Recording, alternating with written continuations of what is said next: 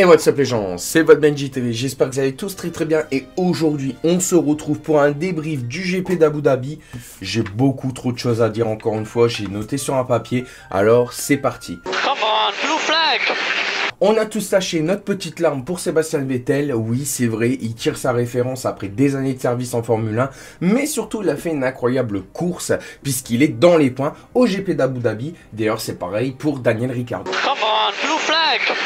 Alors le vice-champion pilote a été obtenu par Leclerc, oui ça y est Leclerc est enfin vice-champion, Ferrari ont fait un très bon coup au Grand Prix d'Abu Dhabi, pas comme d'habitude, mais Perez du coup finit 3ème des classements pilote et il a été très déçu, mais moi j'étais très content parce que je voulais que Charles Leclerc était vice-champion des pilotes. Come on, blue flag. Alors Alonso abandonne encore une fois pour une 6ème fois consécutive cette saison.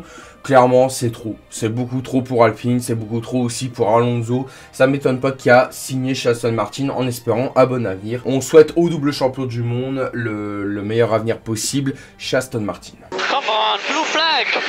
Alors le crash Schumacher-Latifi, je ne me rappelle plus c'était au combienième tour, mais en tout cas une chose est sûre, c'est que c'était de la faute de Mick Schumacher. C'est pas très bon de faire ça, surtout à Abu Dhabi, après un effort colossal sur Latifi qui va faire spin non seulement sa voiture Schumacher, mais aussi celle de Latifi.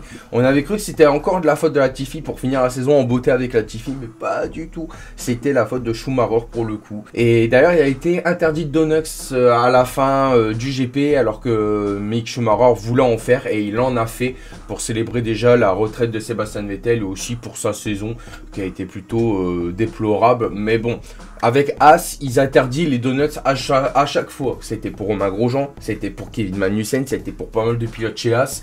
Donc bon, hein, j'ai envie de te dire, c'est bon, hein, arrivé à un moment, laissez faire les pilotes faire des donuts parce que là, c'est bon, c'est fin de saison, il n'y a plus rien à sauvegarder sur la voiture. Qu'est-ce que tu veux sauvegarder? Come on, blue flag. Alors le classement écurie, là je vais prendre mon papier parce qu'il y a beaucoup trop de choses à dire. Alors ça y est, Alpine a officialisé la P4, Aston Martin et P7, l'Alfa Romeo et P6 et pour la McLaren du coup ils finissent P5. J'ai noté que ça parce que c'était le plus important puisqu'on sait déjà que Red Bull est championne du monde constructeur avec Max Verstappen en champion du monde pilote. On sait maintenant que Charles Leclerc est vice-champion pilote mais Ferrari sont vice-champions constructeurs et Mercedes sont 3ème je crois, un truc comme ça. Donc bon, voilà, rien de dire de plus sur le classement écurie, mis à part que Alpine a sauvegardé sa P4 et ça fait plutôt plaisir. Come on, blue flag.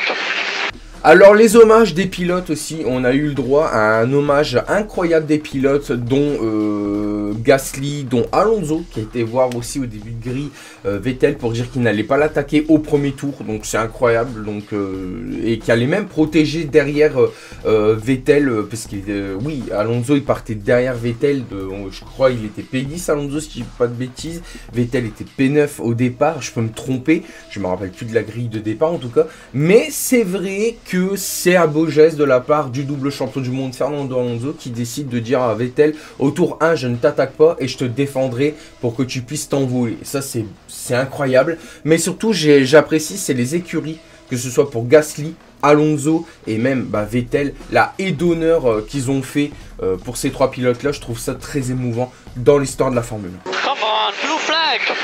Alors comme je disais tout à l'heure, Ricciardo et Vettel dans les points pour leur dernier GP, ils ont tiré leur révérence. Alors Ricciardo, à ce qui paraît, il y aurait des rumeurs comme quoi qu'il signe comme 3ème pilote chez Red Bull. Mais en tout cas, une chose est sûre, c'est que Vettel a marqué des points avec une Aston Martin qui n'était pas très ouf. J'ai même cru au podium à un moment donné, je vous jure, j'ai même cru au podium pour Vettel parce qu'il était P4 arrivé à un moment avec une très bonne stratégie. Mais ça a vite dégringolé, surtout quand il a dû passer les hards. Je crois qu'ils ont fait une strat à un arrêt pour Vettel, je suis même pas sûr, je m'en rappelle même plus. Mais en tout cas, une chose est sûre, c'est que c'était une course incroyable pour Sébastien Vettel, vraiment. Après, Ricciardo a été 9ème pour sa fin de course et Vettel a été 10ème, donc les deux Aston Martin dans les points. C'était juste parfait pour Aston Martin et aussi pour McLaren avec Ricciardo qui participe dans les points. Come on, blue flag. Alors la petite conclusion que j'ai à faire, je mettrai ma note sur Abu Dhabi de 14,5 sur 20 parce que l'émotion elle était là. Après moi personnellement devant mon écran j'ai pleuré comme un bébé parce que je me disais putain Sébastien Vettel quoi, c'était mon pilote préféré clairement et je me disais la F1 va avoir un arrière-goût très triste sans Sébastien Vettel. Bon, après, t'as encore Charles Leclerc, t'as encore Max Verstappen, t'as encore plein de monde. Mais bon, Vettel, c'est vrai que je suivais la F1 grâce à lui et ça va être un petit peu compliqué en espérant que Sébastien Vettel va revenir un jour ou l'autre.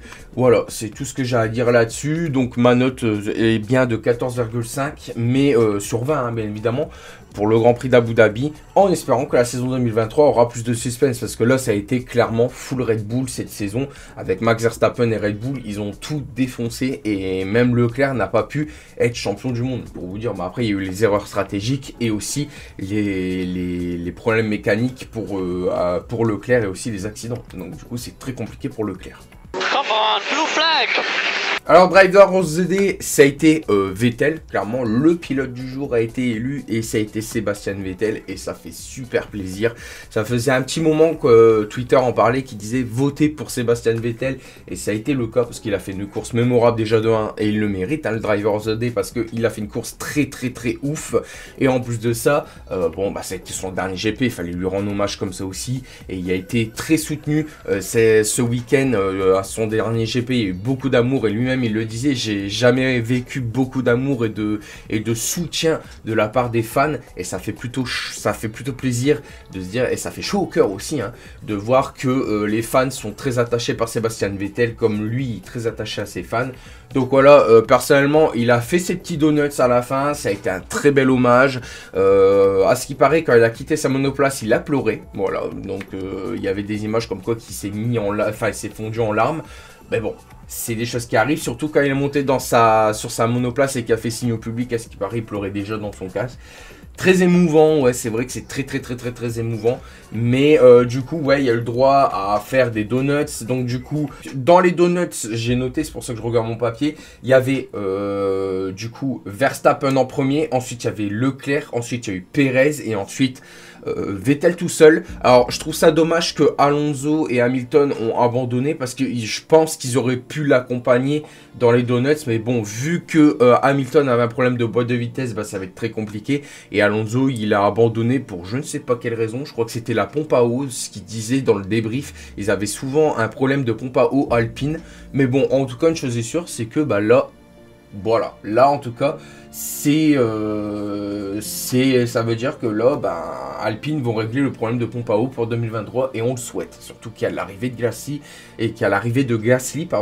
et que justement il arrive dès demain. Et je crois qu'Alonso il est arrivé dès aujourd'hui, là où au moment où je tourne c'est lundi. Et demain mardi, il y a Gasly qui va faire son entrée chez Alpine. Voilà, ça a été dit dans le débrief de Canal+. C'était un mec d'Alpine qui l'a dit. Voilà. Come on, blue flag! Et pour finir ce petit débrief, Hamilton qui abandonne sur problème mécanique. Voilà, je devais le placer dans le débrief. Donc voilà, il pouvait pas passer la vitesse. Arrivé à un moment, alors je crois que c'était dans la fin de course en plus. Sa boîte de vitesse lâche, il reste en neutre, je crois, si je dis pas de bêtises.